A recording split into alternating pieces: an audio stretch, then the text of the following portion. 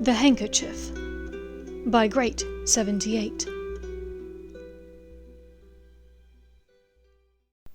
Chapter 114. Evade, Ensnare, Escape, and a Wand of Elm. Draco left the drawing room, trying to steady his racing heart. He needed to go down to the cellar and get the goblin to inspect the sword of Gryffindor. The goblin, of course, would be able to tell it was real. Did he dare tell the goblin to lie? Did he bring back Potter, too? Try again to get him and Hermione close enough together to disapparate with them both? Bellatrix would never allow him to bring in Potter, though, he was sure. Weasley was out of the question. He would race around like a Cornish pixie in heat, with little regard for subtlety or subterfuge. He had to trust that between Pym, Raffi, Luna, Narcissa, Hermione, and himself, they could figure out a way out of this terrible quagmire, and, hopefully, Potter and Weasley didn't get too much in the way whilst they did it. He hurried down the steps to the cellar, then took a deep breath outside the door that had been secured by Greyback. "Stand back," he called. Well, that would not do. His voice was wavering badly. He cleared his throat and tried again, schooling his voice to sound more authoritative. "Line up against the back wall. Don't try anything, or I'll kill you."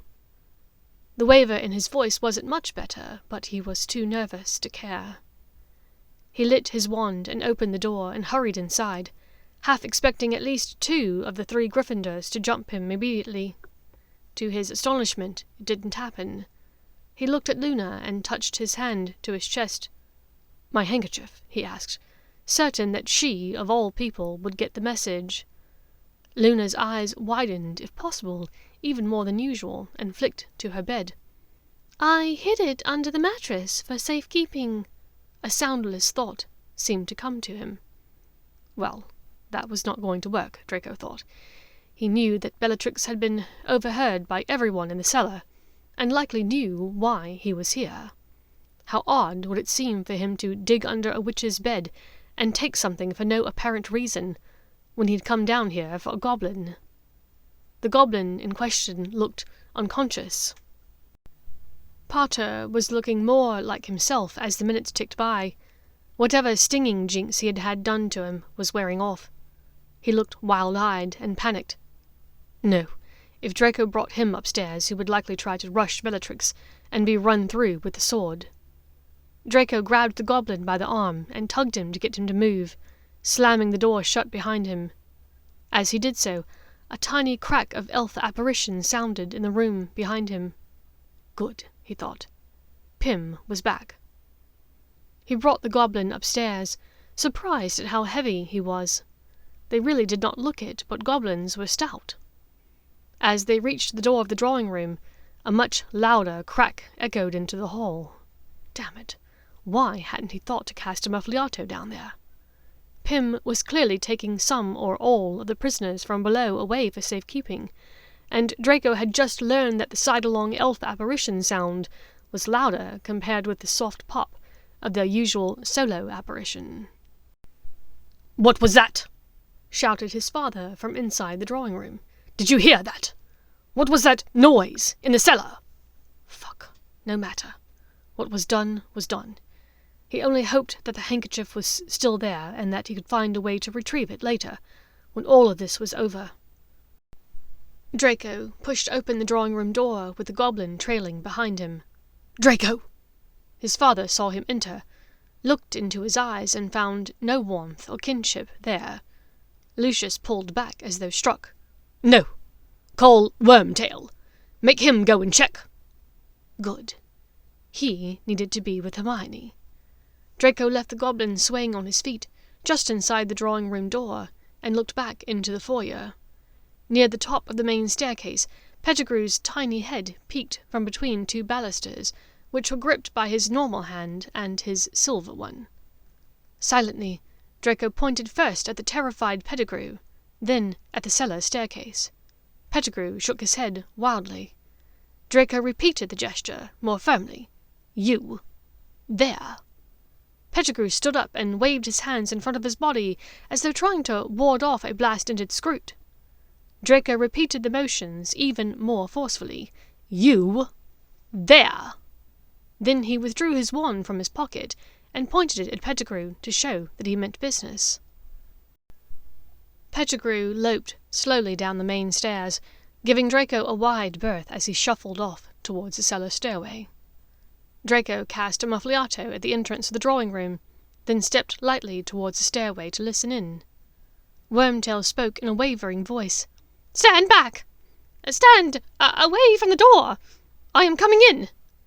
There was a bang, then silence, followed a moment later by sounds of a wordless scuffle. Apparently, Pym had left at least one prisoner behind. "What is it, Wormtail?" yelled his father from the drawing-room.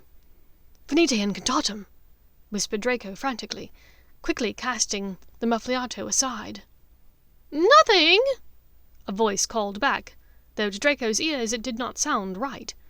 He had spent far too much time this past summer listening to the wheezy man talking about his rat friends to be fooled by that voice. But Lucius was apparently satisfied. Draco crept back in the direction of the drawing-room, ignoring the tussle below. Hopefully Potter and whoever else he had down there could handle it alone. There was a tiny Pop next to him, a normal elf apparition, and Draco hastily placed a non-verbal muffliato on the door once again. But instead of Pym or Raffi, Draco was shocked to see Dobby standing there, holding his handkerchief. "Luna Lovegood asked Dobby to give this to Draco Malfoy," Dobby whispered to him, extending the handkerchief. "She gave it to Dobby downstairs, before Dobby left with her and the others." The blood-spotted, potion-stained handkerchief had never looked so perfect to him. He tucked it into his robe pocket, glad to have it back and in its familiar place. "Thank you, Dobby. I'm glad you were able to come and help." "Luna Lovegood told me what you did for Hermione Granger. I told her Draco Malfoy was a good wizard." Draco smiled and extended a hand to Dobby to shake. "Just Draco. Remember, Dobby?" "Yes, Draco." Dobby smiled and shook his hand. Then he pointed to the drawing-room behind them. Draco understood. The elf's work was not done. Draco nodded and slipped inside the door, going to stand behind his mother. Hermione was lying on the ground, still panting, eyes half closed. The goblin, looking beaten and bloodied, stood next to her, inspecting the sword. Draco held his breath. He had no idea if the goblin knew to lie. "Well, is it the true sword?" Bellatrix demanded. "No," said Griphook. "It is a fake." "Are you sure?" asked Bellatrix, breathlessly. "Quite sure?" "Yes," said the goblin. A huge smile of relief moved across Bellatrix's face. "Good," she said. She raised her wand and made a slashing motion, cutting deeply into the goblin's face. The goblin crumpled, and Bellatrix kicked him out of her way. The evil witch's victorious grin, made up entirely of grey, rotten teeth, caused Draco's stomach to lurch painfully. "And now we call the Dark Lord," she sang out. "Oh, fuck. No, no, no, no, no, no, no," he thought. Hermione's beautiful copper eyes popped open, meeting his silver. Seemingly everyone in the room turned in slow motion to look at Bellatrix as she pushed back her sleeve and touched her forefinger to the dark mark. Instantly, the wards of Malfoy Manor dropped to allow the Dark Lord entry as soon as he was near enough to apparate. Wildly, he began to project his thoughts to Hermione. Now! Go now! But she was wandless, and besides, she was distracted by the plight of the goblin, whose blood had splashed upon her face and arms as she lay there. "And I think we can dispose of the mudblood. Greyback, take her if you want her." Bellatrix tossed the comment flippantly to the werewolf. Draco leaped forward, whilst at the same time the door to the drawing-room burst open. "No!" Ron Weasley ran into the room, brandishing a short wand. He took a page from Draco's book when he confronted Dumbledore, casting an immediate disarming charm. "Expelliarmus!" Weasley was followed by a stumbling Potter, who appeared to have taken a knock on the head based on how he was lurching about. Evidently they had won the skirmish against Pettigrew, but they still had only one wand.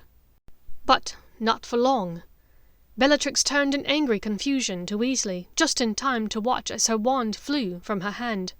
Potter reached up and snatched it from the air as he ran behind Weasley. Lucius, Narcissa, Draco, and Greyback turned to the invading duo. Potter immediately stupefied Lucius, who fell back onto the hearth. Greyback fired at Weasley, but it ricocheted off the wall behind Draco and nearly hit Hermione. In anger, Draco fired a spell back at the werewolf, narrowly missing Potter.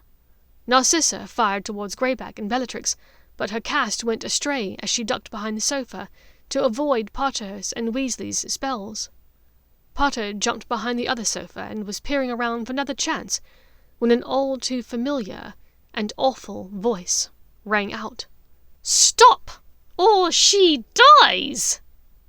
The entire uproar had lasted only a few seconds, but in that short time Bellatrix had decided to play her trump card. She had the one thing that nearly every person in the room wanted, almost all for a different reason. She had Hermione, an arm locked around her upper arms and shoulders, facing the combatants. Draco's heart rose into his throat. Hermione seemed to have fainted from the shock of it all.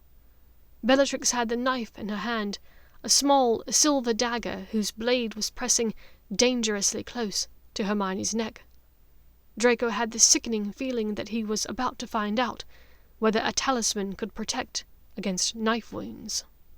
"Drop your wands!" Bellatrix whispered. Potter and Weasley did nothing. "Drop them, or we'll see exactly how filthy her blood is!" As if to prove the point, a tiny line of red appeared at the dagger's edge. Draco's heart stuttered. Both wizards stood there in defiant indecision. "Drop them!" Draco wanted to scream. "Can't you see? She's insane. Can't you tell that she means it?" "I said, drop them!" Bellatrix pressed the knife into Hermione's throat. Small red dots of blood appeared at the edge of the knife. Draco started towards the two women. "Fuck this," he thought. "If they can't save her, I will." He started towards his aunt. "All right!" Potter shouted, and Draco stopped suddenly. Bellatrix's wand clattered to the floor, under Potter's feet. Weasley dropped Pettigrew's. Both put their empty hands up. "Good!" cooed Bellatrix. "Draco, pick them up! The Dark Lord is coming, Harry Potter! Your death approaches!" Draco changed course and picked up the two wands, adding them to his own in his right hand. He moved towards Bellatrix, standing only a few feet away from her and Hermione. From straight on, the dark-haired witch was mostly shielded by his witch. But if he could fire off a three-wanded triple curse from right next to her, well, hopefully, Hermione's talisman would protect from a spell cast from the Protector. "Now, Sissy, I think we ought to tie these little heroes up again, whilst Greyback takes care of little Miss Mudblood. I am sure the Dark Lord will not begrudge you the girl, Greyback, after what you have done here tonight." Draco turned and started to raise the wands to fire off the curse at his wandless aunt. But at that moment there was an odd, metallic, grinding noise from above them. Everyone looked upwards at the same time. The oversized crystal chandelier trembled and creaked. With a resounding jingle of crystals, it began to fall. Bellatrix, Hermione, Draco, and the goblin were directly beneath the fixture. Bellatrix screamed and threw herself aside, dropping Hermione. Hermione threw her arms up to cover her head, and Draco tried to fall on top of her to shield her. One of the heavy brass arms struck him in the back, and the arm, almost directly where the fireplace poker had hit him years before. Draco cried out in intense pain. The pain, the slicing, biting crystal shards, all of it instantly reminded Draco of the long-ago crystal glass-throwing incident with Lucius. He raised his left hand to his face and saw that he was covered in blood. He sat up dazedly, realizing that Weasley was tugging at Hermione to free her from the wreckage, and to free her from him. Hermione looked up at Draco fearfully. What was going to happen to them all? The goblin, still woozy from his earlier injuries, had not been able to shield himself well, and had taken many large cuts to the face, hands, and arms. The heavy arms of the chandelier lay across the goblin's short legs. And then, as suddenly as the chandelier's descent, Potter was upon him. He grabbed at the 3 wands in Draco's hands. Between Draco's shock at the boldness of the maneuver, and the wands being slippery with blood, it was their 5th-year Quidditch match all over again, with Draco scrabbling for the snitch, but Potter ultimately prevailing. Potter turned all 3 wands on Greyback, who was advancing towards them. "Stupefy!" he yelled. The werewolf was thrown up into the air, then dropped brutally to the ground by the impact on the ceiling. He lay there, unmoving, and Draco could not help but be thankful for that problem sorted. Now Narcissa was upon him, trying to wipe the blood from his eyes, pulling him away from where Potter and Weasley were trying to pick up the goblin and Hermione respectively. Their weight, plus the copious amounts of crystal shards and blood, made it difficult for the 2 wizards to secure them. But Potter had forgotten about the danger that lurked just outside of the circle of crystal shards. Bellatrix jumped in just then, a wild, crazed look upon her face. Every grey tooth she had was on display, as she grinned maniacally at Potter. Draco looked up at his mother's face. An image of Voldemort and Nagini dropped into his head, with the words, "He's coming!" "What do we do?" Draco whispered. At the drawing-room door being pushed open forcefully, Narcissa startled and turned her wand to the door. Draco's heart sank. It nearly had to be Voldemort coming into the room.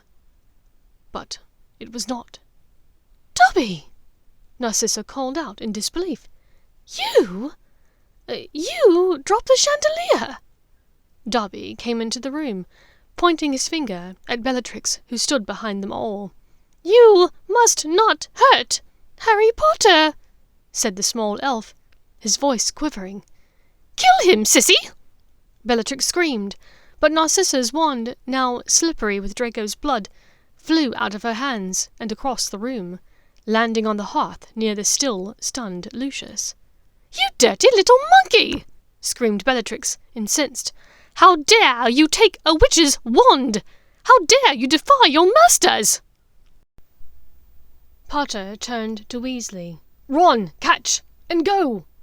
He tossed the shortest wand to Weasley, who, miraculously, at least based on his abysmal Quidditch past, did not fumble it. Hermione and Weasley disapparated, and in spite of the pain that he was sure was about to come his way from the Dark Lord, Draco felt the most intense wave of relief. She was gone. She was safe and away from here, from this miserable house of horrors. Draco looked up to see Potter finally hoist the half-conscious goblin up over his shoulder. The dark-haired wizard reached down for Dobby's hand, turned on the spot, and vanished in a swirl. But Bellatrix had to have the last laugh. As Potter's hand closed around the elf's smaller one, Draco saw from the corner of his eye a lightning-fast movement. Bellatrix drew back her arm, and with the unerring aim of a chaser, hurled the small silver dagger, blade first, at the swirling bodies in the center of the room, just above where Draco sat still, covered in blood. The knife was aiming for dead center, right for Potter's heart. Wandlessly, Draco waved his hand to push the blade off course, hoping it would be enough to avoid the wizard entirely. With a final crack, boy, goblin, elf, and knife all disappeared. Bellatrix looked down, staring into Draco's eyes with slow realization. He rebuilt his occlumency as fast as he could, pushing forward, Quidditch matches of the past, runes translations, French, Latin phrases, anything to keep her out.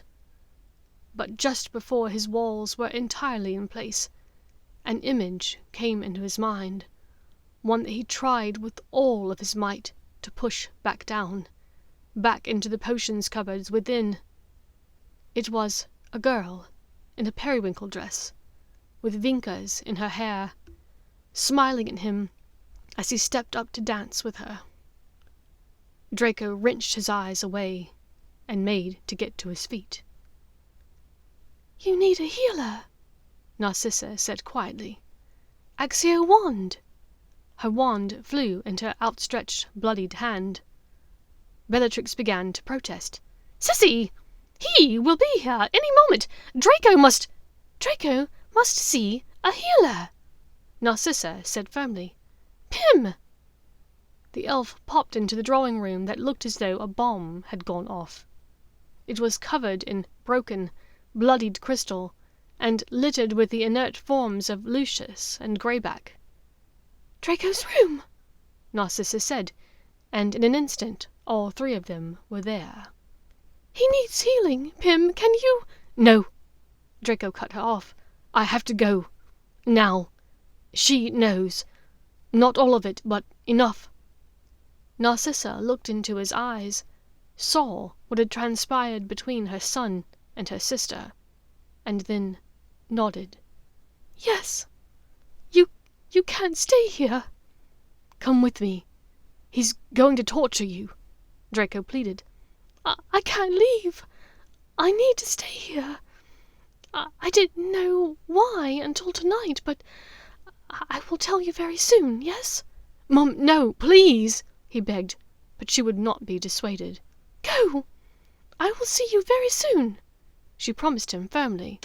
She held out her wand flat on her palms. "Take this." "I am not taking your wand," he said fiercely. "You will," she said forcefully. "You have always been able to use it well. There are others in the vaults, or my mother's is stored in my suite. I have a few that I can use. You take this and go.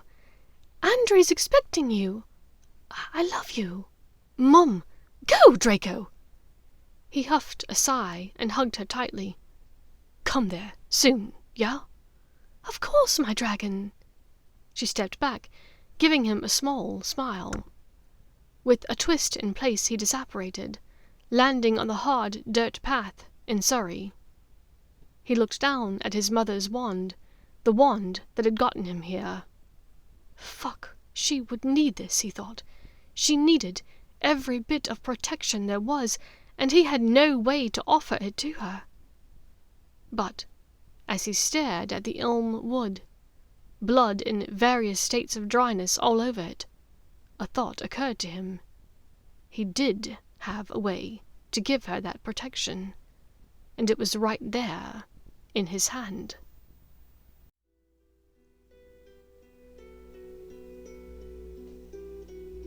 Thank you for listening to this chapter of The Handkerchief by Great78.